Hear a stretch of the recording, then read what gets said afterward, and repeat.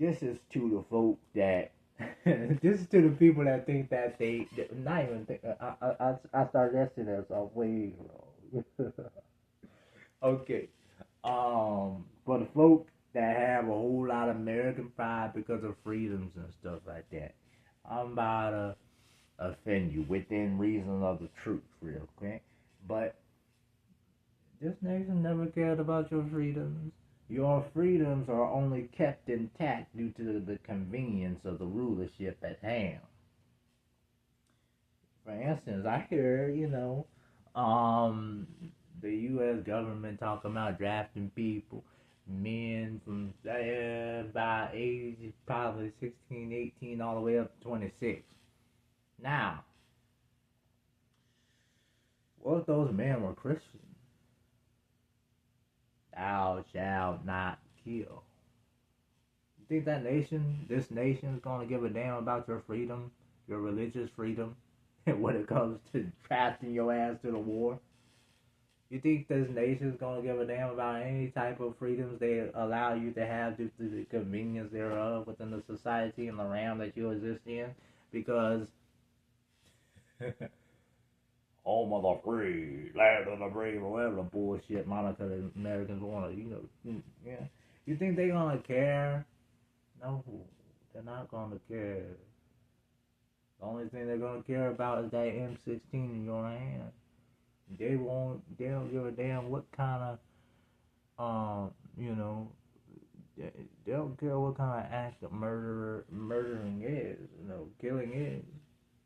They want you to become one for them so that you can so-called defend whatever the hell, they trying to keep on to uplift. Which, and they'll try to use, well, man, fight for God and country. Doesn't even make sense. Thou shalt not kill. Endure until the end. Vengeance is mine. I will repay. Thus saith the Lord God. If it was righteous for a righteous man to go into war, vengeance is mine. I will repay. Thus saith the Lord, would not even be written. But this is a Christian nation. Like I say, this nation has never been a Christian nation. It's never been a Christian nation. And you're about to see how your freedoms, how fragile your freedoms actually are, The freedoms aren't, they're just things that you're allowed to do. America is a dictatorship, really. It's a dictatorship under the disguise of a democracy, whatever the hell that is. Now, I'm not really a political man. I'm really an idiot when it comes to political stuff, so take this with a grain of salt. But America is basically a democracy. The ruling people, it says that the majority gets the say. That's why, they want to manipulate and sway a lot of people by the masses. That's why they manipulate a lot of y'all. That's why when homosexuality had to come about, they had to be like, well, everybody deserves love. Everybody deserves just love who they want to love. Everybody deserves to love who they want to love. Now they're complaining about homosexuals coming into women's prisons. Now they're claiming and fearing for their children's lives when they see a homosexual in their daughter's bathroom. This is the world you asked for. This is what the homophobes are trying to warn you people about, but you didn't want to see because you was blinded by your own ignorance. And now women are talking about, well, we're tired of working. We want to stay home. We're tired of this. We want to stay home. We're tired of this. We're so tired. What in the hell you think back then women need to be staying barefoot and pregnant in the kitchen meant? What the hell you think that meant? Now bras are talking about, that's right now. Back then it was sexist to say that shit. But now, even if you say it, they'll still call you sexist, not even realizing they agree with it. Anyway, it doesn't make any sense. These people think totally with emotions. This is the majority. This is the people that, why you have maps saying we want to no longer be considered pedophiles for maps. This wouldn't even be possible if homosexuality wasn't accepted back then, because this wouldn't even be a thought that a pedophile could even have in his mind to even try to display out into the public. But it is, because your majority always rules, but the majority of the time are majority idiots. So that brings me to the point. That's why you have a whole bunch of idiocracy and degeneracy within society. Because majority takes up something, they get manipulated, they take the bait, just like they're taking the bait with the vote and shit. Don't you know a house divided against itself cannot stand? People who think America just became all such in a fallen state all of a sudden, you're the best candidate to get played by this nation already, because you're already a victim of psychological warfare. This country has been deceased and dead in the burial ground 10 years ago, 10 years before that, 1950s, 1940s, this was just building of the destruction. This is the only reason it's here now. Everything that was in back then has contributed to the way it is now. You know, a house cannot stand divided against itself. You have a Republican Party and a Democratic Party. How long has these parties been in existence within this nation? You want to say this nation has never always been bad or always been destructive or something like that. Like I say, the way the nation works and the way the system is built is meant to be destroyed. It's not meant to be sustained. It's meant to die, not meant to live. A house divided against itself, Republican, Democrat, house divided against itself will not stand. And then if you want to argue that this nation was ever a Christian country or a nation, then that even proves more how the people who founded this country and the people who run this country and nation has ever run this country and nation, its intent thereof is for it to be destroyed. Because this is completely in the Bible. A house divided against itself. Christ said this. So you want to argue this is a Christian nation? Hey, man. This house has been divided since the beginning, or whenever the hell the Republican Party came to be. But anyways, like I said, yeah, the majority. So the majority rules within that, but the majority doesn't realize whatever the majority is seeking or wanting or fighting for is not what they actually want. Is what they are programming to engage and fight and vote or protest or display any type of will for, towards, or against for. So this, and then for example of this, it's like you'll have women saying, why, like something like, I forgot, I'm trying to quote the exact quote, but anyways, nonetheless, paraphrase. But there was this broad on Facebook saying, it should always be like this, and it was a video she was sharing about a man saying, I want a woman just to stay at home all day. I'll pay for everything. I'll do this, I'll do that, do this. And it sounds beautiful to a woman's ears. But little as she knows, it's the same thing as, hey, I just want the woman to stay barefoot and pregnant at home in the kitchen where she belongs. Now that doesn't really sound very pleasurable to the broad's ears, because to the woman's ears that sounds to be sexist and all that. But if you say it another way to sneak back on it and say, I don't want my woman to be doing anything. I'll take care of every whim. I put food on the table. I pay for the groceries. I pay the bills, all the bills. She ain't gotta lift a finger. All she gotta do is just stay at home raise our beautiful children, and we can both live and have their life. It's the same thing. It's literally saying the same thing, but in a different way. So, but, it's like they're like I said, they're condemning, like the women back then were talking about, oh, you sexist women sacrifice, which was out of spite anyway. That's why you never listen to a woman, because every time a man listens to a woman, it always backfires.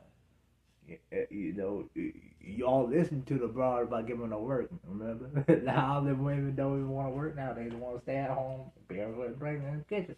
I told you, don't listen to no woman. That's what's Adam's transgression anyhow, because ye hearken unto your wife. That's another thing about masculinity. People be like, well, men aren't masculine anymore. And then they'll be like, well, yes, I listen to my wife. I take into account the things my wife said, and I take into account her opinions, and I make my decisions based off that. What? You know what leadership is, man. Then they'll turn around and say, man, leaders, natural leaders. The coach doesn't listen to the players. The players have no say-so on which time the practice might come, which time, or how long do they have to practice defense, and how long do they have to practice offense, wide receivers, quarterbacks, or how many days they are going to practice. Players have no say in that. The coach determines that. The players can't walk up to the coach and say, hey, coach, can we work on defense today?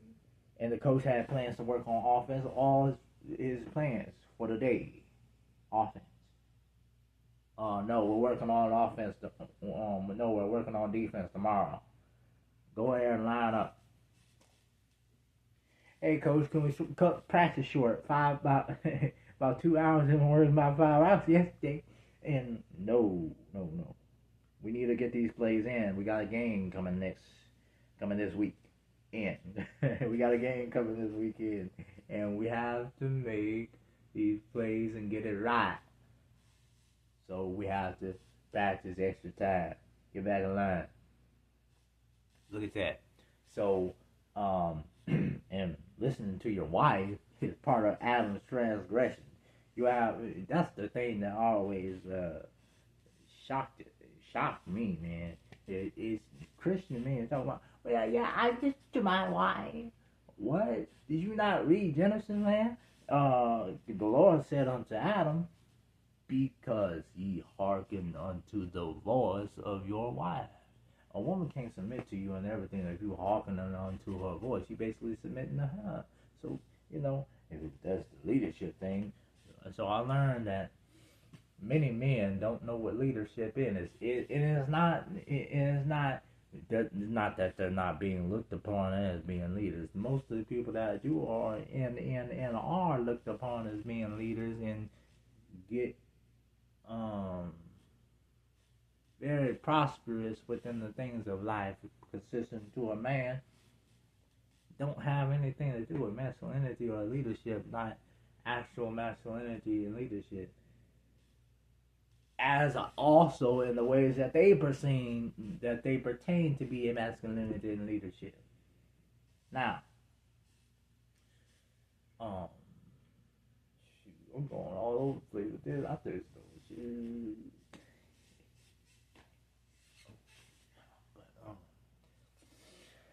Yeah. I lost track. I lost track to where I was, but it doesn't matter because the knowledge is already there. It's already out there. So if you got it, you can get it and catch it and catch it and catch it and catch it. And you got a call. If you haven't dug it, then dig it and dig it and dig it and dig it and dig it and dig it again until you can get it done. And baby, if you haven't dug it, I guess that's just your loss. You understand what I said? It's so backwards. Anyway, that's one of my sayings. I have a whole lot of sayings. It's like I just make random sayings. Like I have one saying that was really stupid. I had one saying. It was crazy. I regretted making that saying. It was laugh, don't smile, because smiling is easy. Smiling really isn't easy. I looked back at that quote yesterday. I was like, smiling isn't easy. I hate smiling. Smiling hurts your face in a bad way. You know how laughing hurts your face, but you're laughing so dang good, it really doesn't matter if your face is hurt or not. But smiling is so hard. It's so hard. That's why you never trust somebody that smiles a lot, because that means they're comfortable with the pain in their face, and that's not good. That's not a good trait to have, man. Yeah. And you never trust people that always smile around things or certain things. Like this one broad came to me one day, was like, "Why aren't you smiling? Smile." I'm like, "Bitch, give me something to smile about," and I'll smile. But you know, it doesn't make any sense. Smile. Why? Like nobody just stays in their normal state and just go out there and just walking down the street. Imagine me walking down the street. Man, you think what would you? I'm not even gonna put even playing ideas. What would you think I am? What would you perceive me to be? And don't lie. You just imagine somebody walking down the street just. How many looks will you give? How many looks will you give her? You know. You know. So yeah, that was one of the dumbest things I ever said. Laugh, don't smile, because smiling is easy. I posted that shit one time, man. At the time, I thought I was saying something. If anybody thought that was true, just know that was just, I don't know what the hell I was thinking that day when I made that quote. But another quote I have is, which I love. This one's a good quote. The Spirit of God gave me this. Is, if your truth doesn't align with the truth, then you are just another lie. And I made up this quote one day because this was back when everybody was saying, my truth, my truth, my truth. He's just following his truth. She's just following her truth. Man, I got so sick and tired of that. And so I was like, well, if your truth doesn't align with the truth, then you are just another lie. And that's what many people's truths are, lies. His truth, her truth. If it doesn't align with the truth, then you are just another lie. And man, I used to say that on a podcast, I don't know. But there's another one. Oh yeah, the dig and dig it, which I said backwards. This is how it goes. This is how it goes. So it's basically 60 slang. And hey, you dig it? Well, dig it. You dig it and dig it and dig it again until you can get it dug. And if you haven't caught it, then catch it. And catch it and catch it and catch it again until you can get it caught. And baby, if you haven't caught it, I just guess that's just your loss. Now, there used to be another end of that saying, because I am the boss. But that's the things I be coming up, man, with whenever I'm just alone and just what people would call vibing. That's what I come up with. But say as a quote, I'm like a modern day philosopher that's actually speaking somewhat truth instead of that. Besides that, smiling is easy shit. But yeah.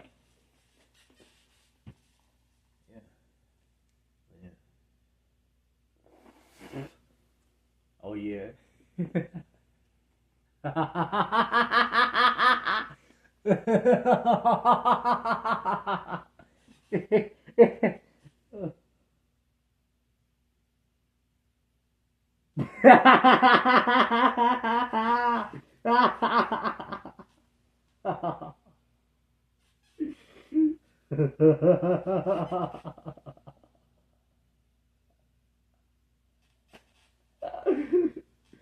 Oh.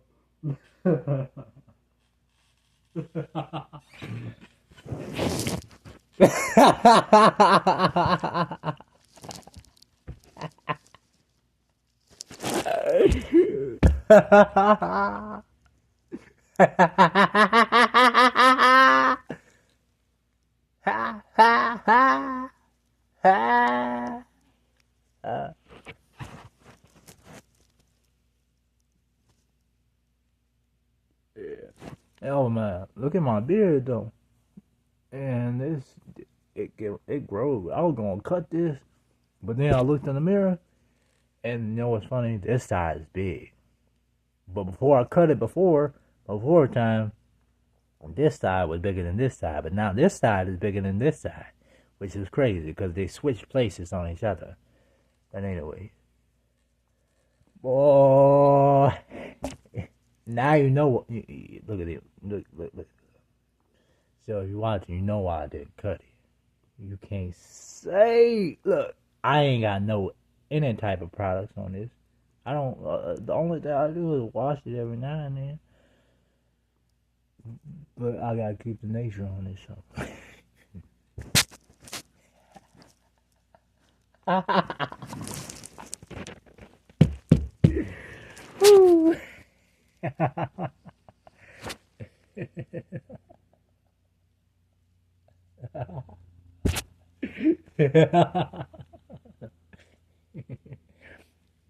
was hoping I can change my laugh just a little bit.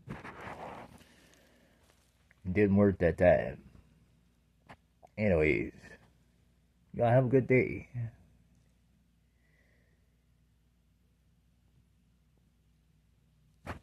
I'm not gonna laugh.